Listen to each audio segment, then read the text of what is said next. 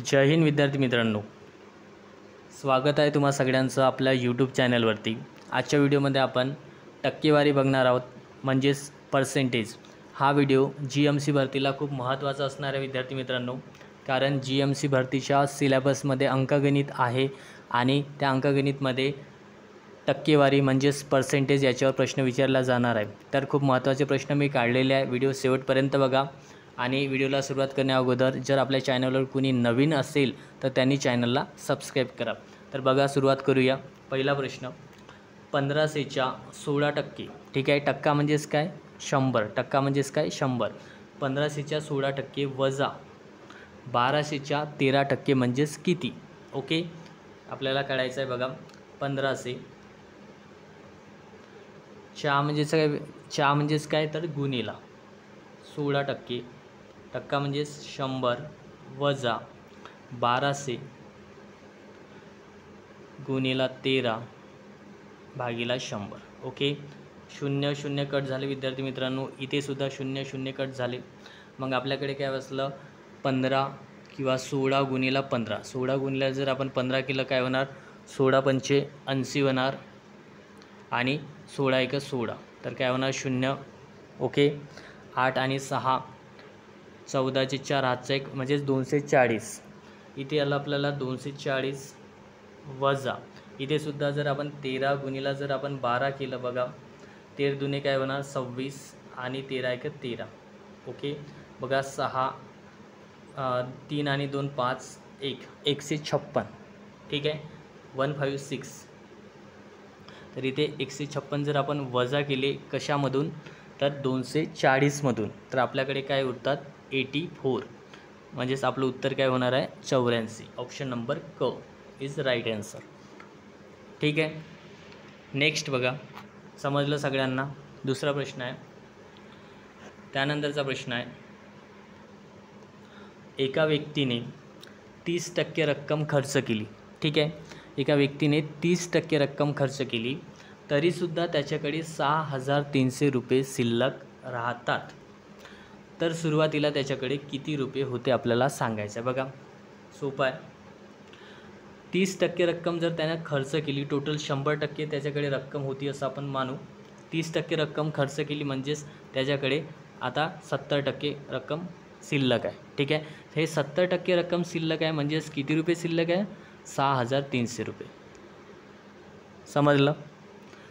100%मधून जर त्यानं 30% रक्कम खर्च केली तर 70% रक्कम त्याच्याकडे राहिली, म्हणजेच किती राहिली? 6300। तर त्याच्याकडे सुरुवातीला किती रुपये होते हे आपल्याला सांगायचं आहे। तर सुरुवातीला त्याच्याकडे 100% होता, म्हणजेच किती रुपये होते? तर बघा, तिरपा जर आपण गुणाकार केला, 6300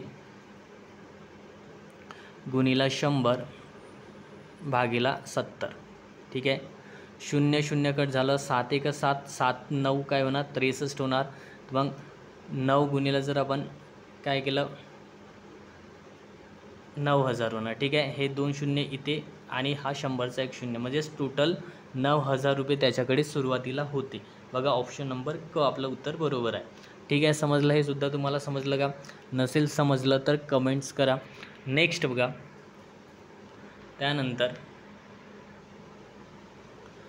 आहे 15च्या 10%।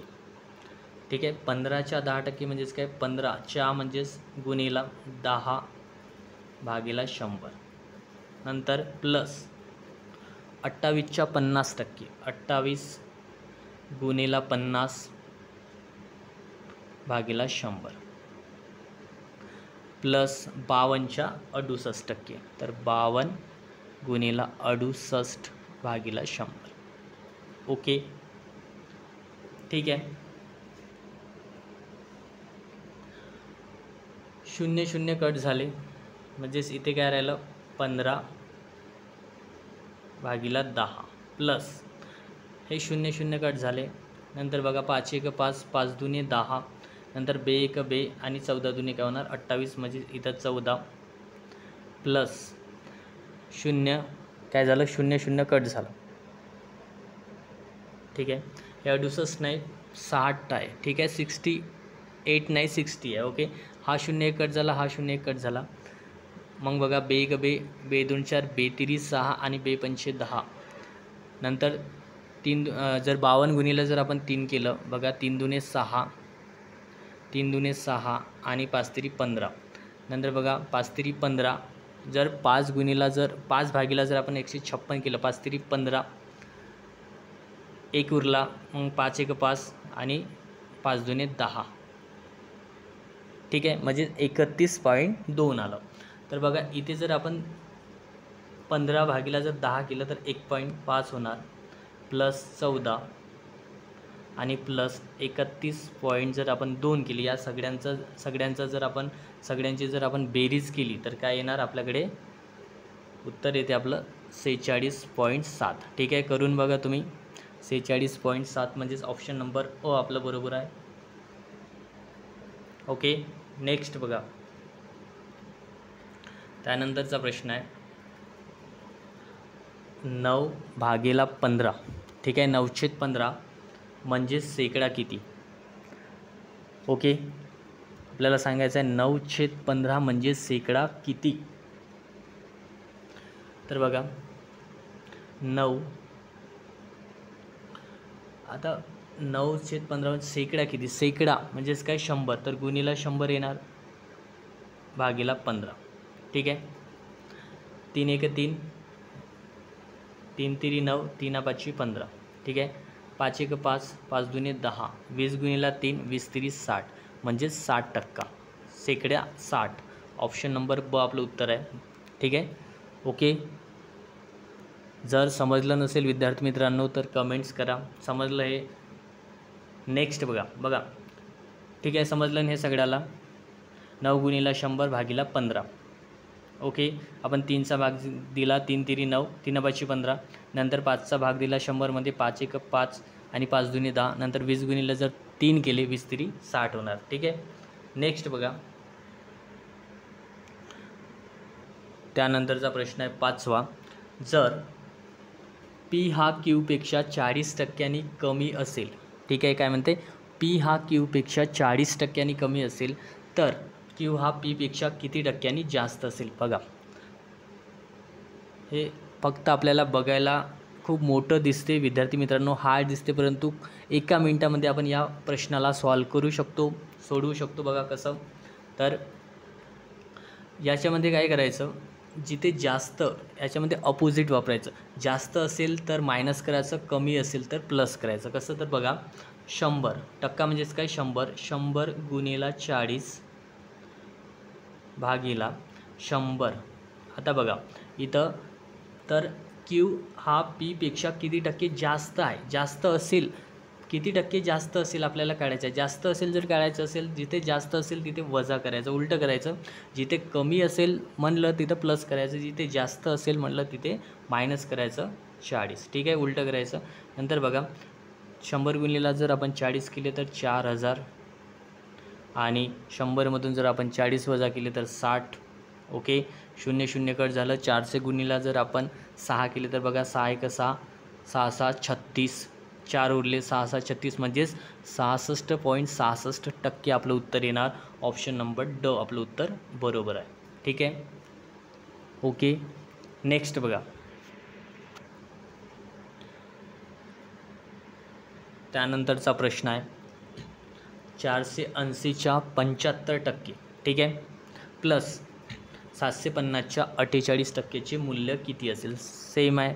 ओके, बघा 480च्या म्हणजेच काय गुणीला 75 भागीला 100 प्लस 750 गुणीला 48 डिवाइड बाय 100. ठीक आहे, बघा 0 किंवा आपण 75ने बी भाग देऊ शकतो, 25ने भाग देऊ शकतो. 25 तिरी 75 आणि 25 चौ काय होणार 100. नंतर 4 1 4, 4 दुने 8 म्हणजेच 120 गुणीला 3. इकडे बघा 25 तिरी 75. ठीक आहे, आणि 25 चौ 100. नंतर बघा इथे सुद्धा 4 1 4 आणि 4 दुने 8 म्हणजेच इथे काय प्लस 30 गुणीला 12. आता बघा 120 गुणीला जर 3 केले, 12 1 बराबर 2, 12 3 काय होणार 36 होणार.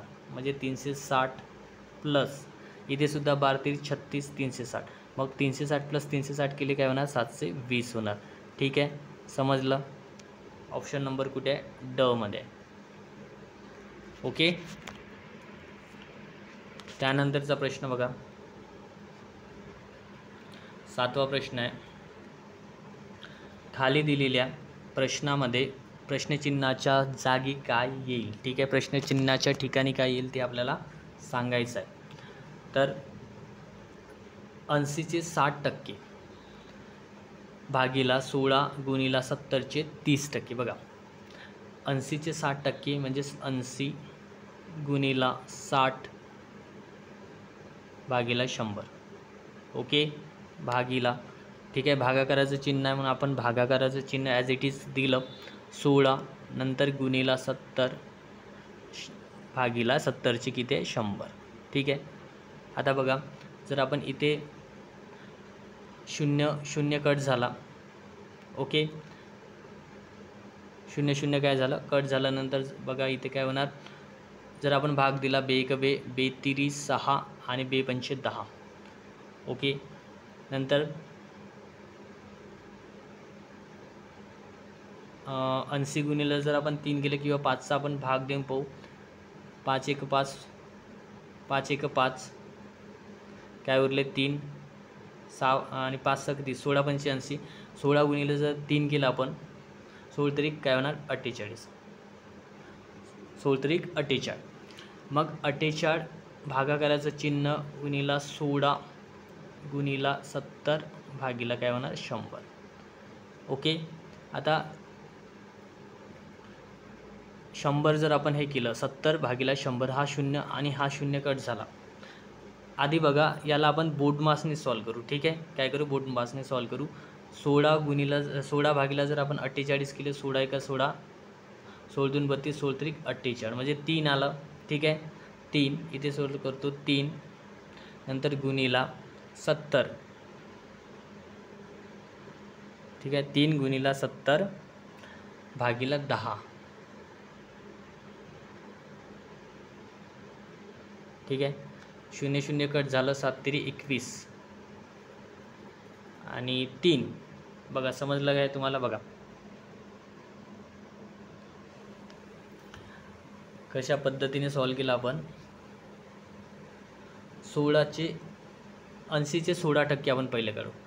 80चे 16%, 80 गुणीला 80चे 60%, 60 भागीला 100.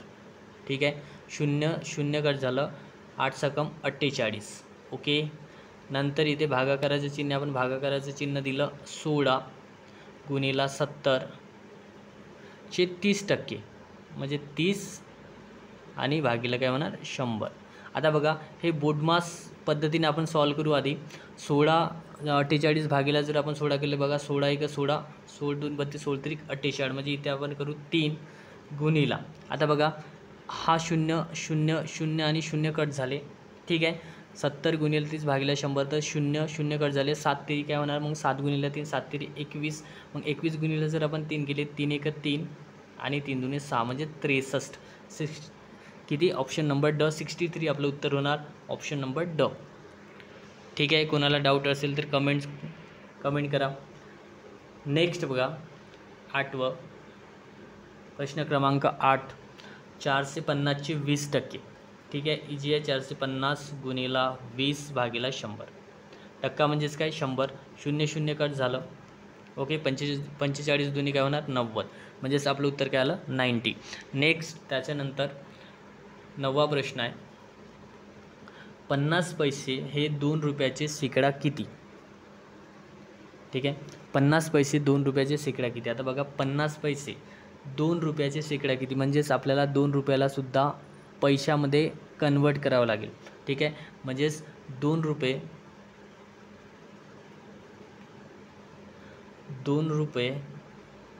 बरोबर किती पैसे? 200 पैसे. जर आपण पैशाचं रुपयाचं जर पैशामध्ये जर कन्वर्ट केलं तर 2 रुपये म्हणजेच 200 पैसे. आता बघा, 50 पैसे हे 2 रुपयाचे शेकडा किती म्हणजेच 50 गुणीला 100 भागीला 200 पैसे. ठीक आहे. 100 एक 100, 100 दुने 200, मग बे एक बे, 25 दुने 50, म्हणजेच 25%. आपलं काय आलं उत्तर 25%. ऑप्शन नंबर अ. ओके. आणि शेवटचा प्रश्न बघा. 120 मुलांपैकी 65% मुले पास झाली तर नापास विद्यार्थी किती बघा. टोटल एका वर्गामध्ये 120 स्टुडंट होते, ठीक आहे. ओके, 120 स्टुडंट होते, त्याच्यापैकी 65% मुले पास झाली. 65% पास झाली म्हणजेच किती पास झाली तर ते आपल्याला काढावं लागेल. तर आपण 120वर 65% काढू म्हणजे आपल्याला पास झालेल्या मुलांची संख्या मिळेल. तर 120 गुणिले 65 भागिले 100, ठीक आहे. 0 0 कट झाले. बे सक 12, बे 25. जर आपण बेचा भाग दिला तर नंतर बघा 5 एक 5, 5 65मध्ये जर आपण 5चा भाग जातो का, हो जातो. 5 एक 5, एक उरला 5 तरी 15, ठीक आहे. मग 13 गुणिले 6, 13 गुणिले जर आपण 6 केलं तर 13 सकम काय होते 78 होते, 78. म्हणजेच याचाच अर्थ विद्यार्थी मित्रांनो 120 मुलांपैकी 65% मुले पास झाली. म्हणजेच किती मुले पास झाली तर 78 मुले पास झाली, ठीक आहे. तर मग आता आपल्याला काय करायचं आहे, नापास किती झाली. आता बघा टोटल 120 पैकी 78 मुले पास झाली तर नापास किती झाली म्हणजेच 120 मायनस 78, म्हणजे आपल्याला नापास झालेल्या विद्यार्थ्यांची संख्या मिळेल. 10मधून जर 8 काढले तर 2, इथं हातचा 1. 12तून जर आपण 8 काढले, 8 आणि 4 12 म्हणजेच 42 विद्यार्थी जे होते ते नापास झाले, ठीक आहे. ऑप्शन नंबर ब. ओके. तर एकदम सोप्या पद्धतीने आपण सॉल्व केलेलं आहे. जर तुम्हाला काही डाऊट्स असेल तर तुम्ही कमेंट्स करा. भेटूया आपण नेक्स्ट व्हिडिओमध्ये.